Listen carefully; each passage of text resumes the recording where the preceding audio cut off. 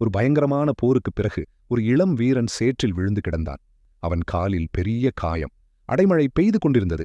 குளிரில் அவன் உடல் நடுங்கிக் கொண்டிருந்தது. அந்த இருட்டில் அவன் ஒரு விசித்திரமான விஷயத்தை பார்த்தான். அவன் காயத்திலிருந்து ரத்தம் வரவில்லை. அதற்கு பதிலாக ஒரு நீல நிற ஒளி, ப்ளூ லைட், வெளியேறியது. இது தன் உயிரை எடுக்க வந்த மரண தூதன் என்று அவன் பயந்தான். விடிந்த பிறகு மருத்துவர்கள், மெடிக்ஸ் வந்தார்கள். அங்கே ஒரு ஆச்சரியமான விஷயத்தை கவனித்தார்கள். எந்த வீரர்களின் காயங்கள் எல்லாம் ஒளி வீசியதோ அவர்கள் உயிரோடு இருந்தார்கள். ஆனால் காயங்கள் சாதாரணமாக இருந்தவர்கள் இன்ஃபெக்ஷன் ஆகி இறந்து போயிருந்தார்கள். டாக்டர்களுக்கு இது எதுவும் புரியவில்லை.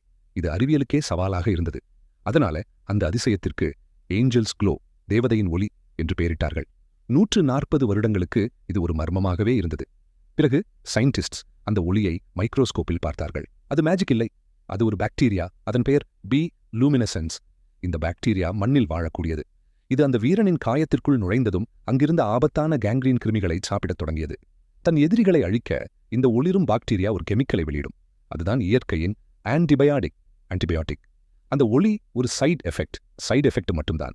ஆனால் இந்த பாக்டீரியாவால் மனித உடலில் உயிர் வாழ முடியாது. ஏன்னா நம்ம ரத்தம் சூடானது. அப்போ அன்னைக்கு ராத்திரி அது எப்படி வேலை செய்தது? ஏன்னா அந்த வீரனுக்கு கடும் குளிர் எடுத்துக்கொண்டிருந்தது. மழையாலும் குளிராலும் அவனது உடல் வெப்பநிலை ரொம்பவே குறைந்து விட்டது, ஹைப்போதெர்மியா. அந்த குளிர்தான் இந்த பாக்டீரியா வாழ்வதற்கு சரியான சூழலை கொடுத்தது. ஒருவேளை அன்னைக்கு மட்டும் வெயில் அடித்திருந்தால் அந்த வீரன் செத்திருப்பான். சில நேரங்களிலே நாம் எதை அழுக்கு, டர்ட் என்று நினைக்கிறோமோ அதுவே நம்மை காப்பாற்றவும் செய்யும்.